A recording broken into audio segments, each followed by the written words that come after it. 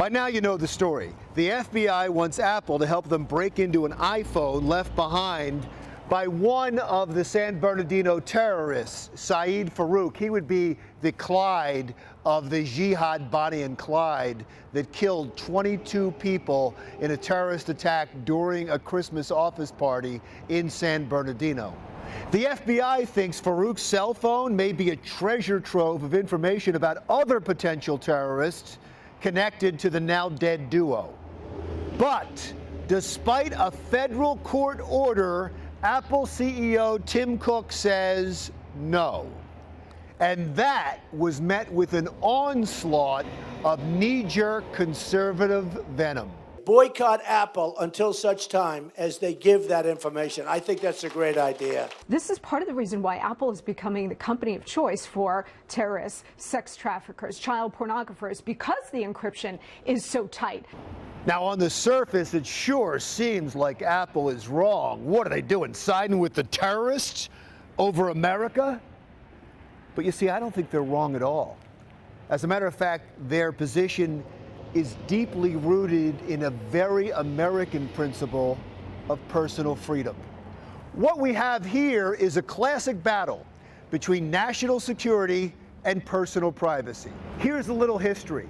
Apple has only had this airtight encryption that prevents the FBI from getting in, or anybody from getting in, for a couple of years. They started it after this guy, Edward Snowden, the famous whistleblower, busted Apple and other internet companies for helping the government get our personal information.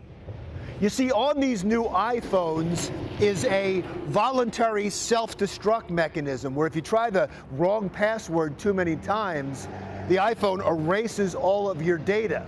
The FBI wants Apple to create a backdoor, a way around the self-destruct so it can be free to figure out the password without mass deletion. Apple says if it creates that backdoor, it can also be used by terrorists, foreign government, and yes, our government, to get your personal information. It would be like, let's say the local police asked you to leave your back door open while you're away so they can protect your stuff. What do you think the chances are that your stuff would still be there when you got home? Look, there are some who say the FBI has been ticked off at this Apple encryption for some time, and they're just using the San Bernardino iPhone to force Apple to help them. So the FBI and the courts are doing something unprecedented. They're using the power of the U.S. government to try to force a company to do their bidding. If anything, it is a violation of the Fourth Amendment of the Constitution.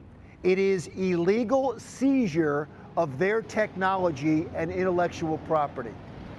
Look, Apple says it will try to help the FBI if it doesn't have to create a permanent backdoor, if it can keep your personal information safe.